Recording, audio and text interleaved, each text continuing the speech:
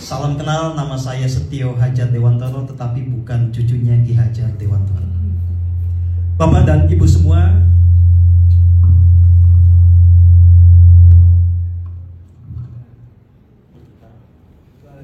saking semangatnya ini, saya rasa kita semua bisa sependapat bahwa imperialisme itu ada dan nyata dalam wujudnya yang baru, sehingga kita sama-sama sebut sebagai neo-imperialisme. Tetapi yang penting kemudian adalah bagaimana kita menyikapinya, karena memang ini sungguh nyata masih adanya. Apa yang tadi disampaikan oleh Pak Pun dan para tokoh yang lain itu membuktikan dengan nyata bahwa imperialisme itu sudah berjalan dan mencengkram kita selama bertahun-tahun. Tes. Bapak dan Ibu semua, kalau kita bicara tentang apa yang harus kita lakukan, tentu saja kita harus bicara tentang solusi yang realistik. Kita jelas adalah bangsa berketuhanan. Kalau kita hanya mengandalkan kekuatan rasionalitas, kita pasti kalah. Problema yang kita hadapi terlalu berat untuk dihadapi dengan kekuatan pikiran kita.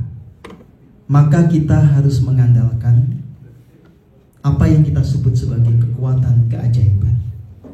Sudah waktunya kita sungguh-sungguh bersandar kepada kekuatan ketuhanan yang Maha Esa, yang itu menjadi intisari dari Pancasila. Bapak dan Ibu yang saya hormati, maka atas dasar itulah saya menginisiasi sebuah gerakan yang ini sudah berjalan bertahun-tahun.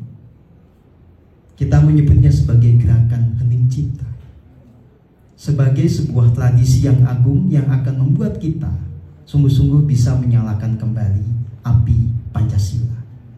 Hanya dengan betul-betul kita menjalankan tradisi agung ini, kita bisa meluluhkan ego kita. Kita sungguh-sungguh bisa memunculkan kesadaran ketuhanan sekaligus kesadaran kemanusiaan dan kesadaran keindonesiaan. Bisa pakai ya,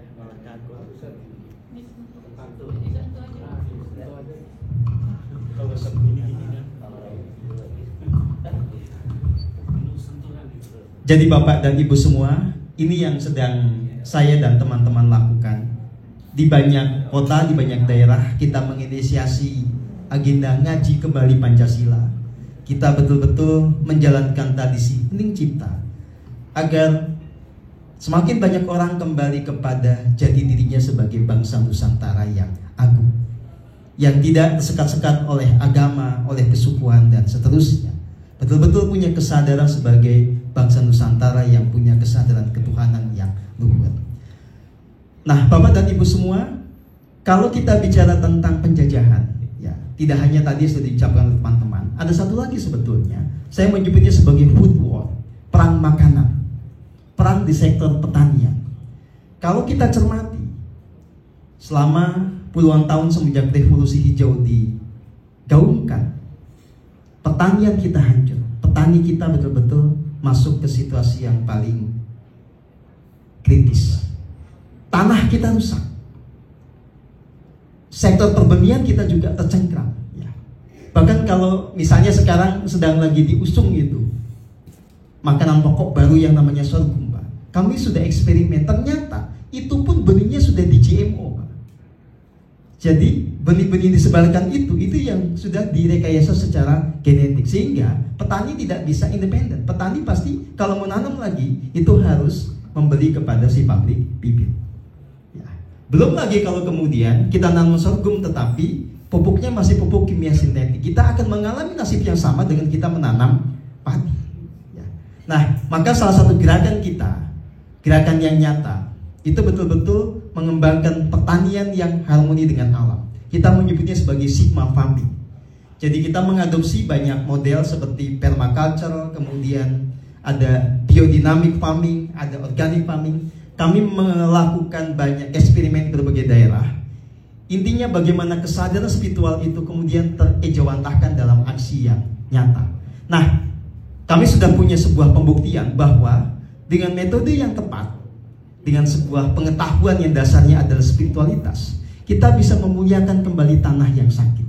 Jadi ini bukti yang nyata bahwa dengan pendekatan Sigma Farming, itu di banyak daerah tanah-tanah yang tadinya sangat kekeringan, sangat sakit itu jadi subur kembali.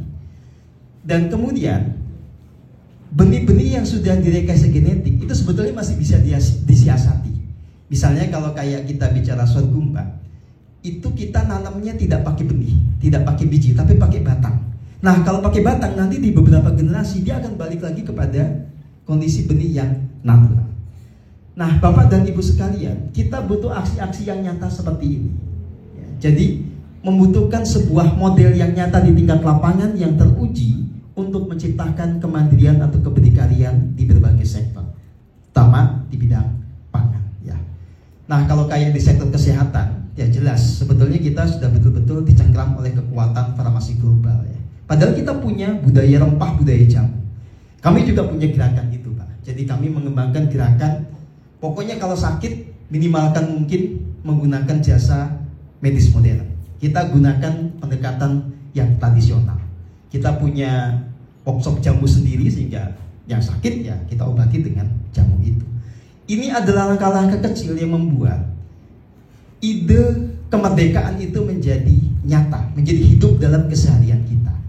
Dan ini kemudian yang masih akan memberikan optimisme ke depan. Nah, Bapak dan Ibu semua, tentu saja inisiatif rakyat jelata ini akan hancur kalau kemudian nanti diusulin oleh yang punya kekuasaan. Ya. Nah, pada titik inilah memang kita membutuhkan sebuah transformasi di tingkat kekuasaan. Nah, saya hanya pada titik ini belum ketemu jalan. Bagaimana caranya? Karena kalaupun kita punya ide kembali pada Undang-Undang 45, oke, sepakat. Tapi bagaimana diakomodasi sama MPR, DPR? Itu persoalan yang tidak gampang. Apalagi kita hanya modal semangat, gak punya duit. Ya. Mereka akan memilih yang memberikan duit ketimbang suara kita, suara rakyat. Makanya, ya kita butuh keajaiban. Entah nanti keluarnya dari mana, tetapi kesadaran spiritual itu menegaskan bahwa tugas kita hanyalah melakukan yang terbaik. Tugas kita hanyalah melakukan apa yang sesuai dengan kapasitas kita. Maka biarlah pada satu momen nanti ada kekuatan semesta yang menyempurnakan langkah kita. Tanpa itu kita akan kecewa. Tanpa betul-betul menyadari kemungkinan adanya keajaiban ini, kita pasti patah semangat. Karena semua langkah itu pasti akan terpatahkan oleh kekuatan yang lebih besar. Demikian apa yang bisa saya sampaikan. Saya mengajak Bapak dan Ibu semua